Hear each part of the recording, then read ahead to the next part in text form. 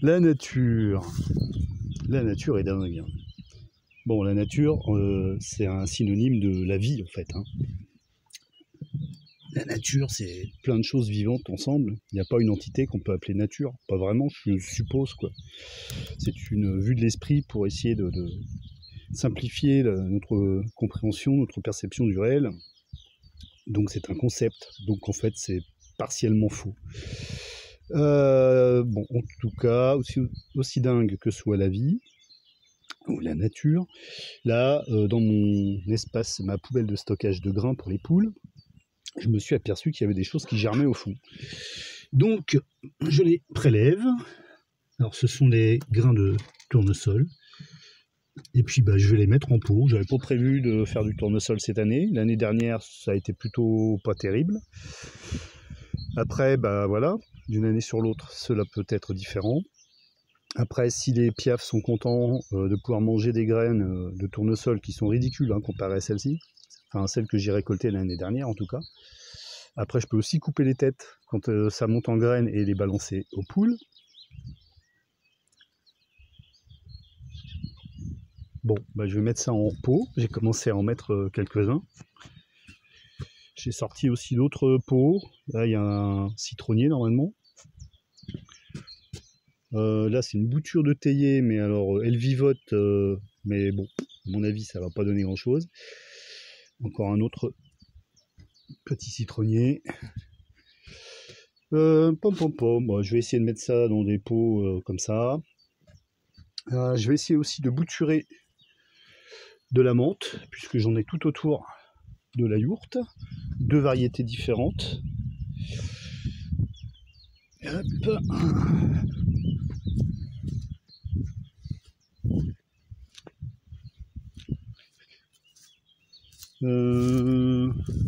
Là j'ai l'impression que les 2 variétés différentes se côtoient.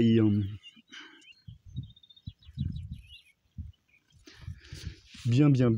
Et si mes boutures prennent, j'en filerai à ceux qu'on n'ont pas. Et puis sinon aussi j'essaierai d'en mettre dans des espaces comme sur les buttes là-bas où il y a assez peu, enfin les buttes, les talus, où il y a assez peu de terre, il y a beaucoup de cailloux, c'est vite envahi par les ronces et les fougères, et donc j'essaye de remplacer ronces et fougères par de la menthe. C'est bien la menthe, ça sent bon.